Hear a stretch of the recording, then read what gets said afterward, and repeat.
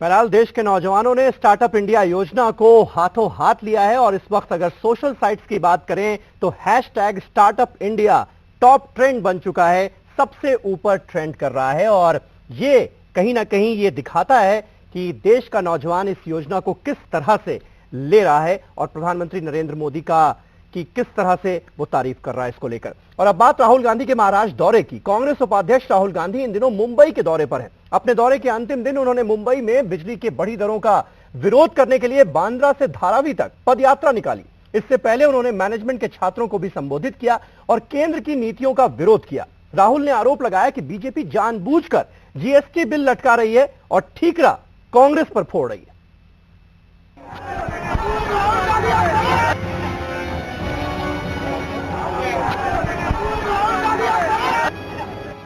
भीड़ का ये हुजूम है मुंबई के बांद्रा इलाके का।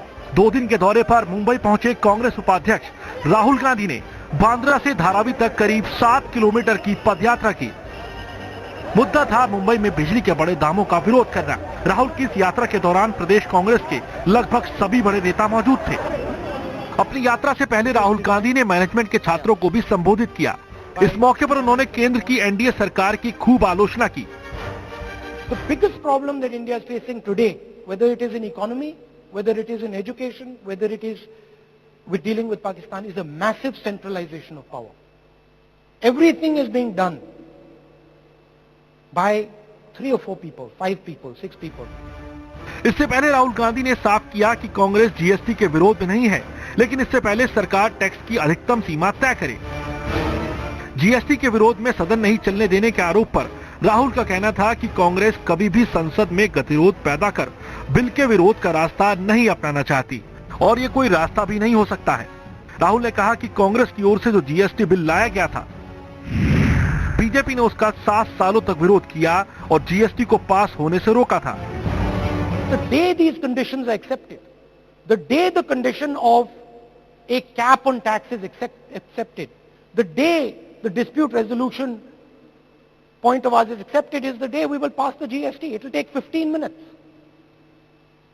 Now the question is, these points are not critical points. If the BJP actually wants to do GST, they can do it. They can say, okay, we agree to these points and it's done. But they're not doing it.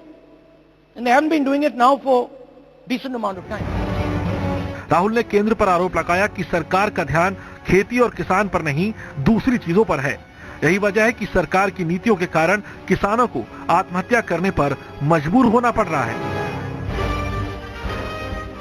कहीं पे निगाहें, कहीं पे निशाना। राहुल गांधी वैसे आए तो थे मुंबई करों का बिजली का बिल कम कराने के लिए, लेकिन उनका असली निशाना अगले साल होने वाले बीएमसी के चुनाव थे। राहुल गांधी भले ही हर मोर्चे पे फेल होते हुए नजर आ रहे हों, लेकिन इस बार चुनाव का आगाज करने में राहुल गांधी पास हो चुके हैं। कैमरा पर्सन वसंत राठौर के साथ हितेंद्र पवार, लाइव इंडिया, मुंबई।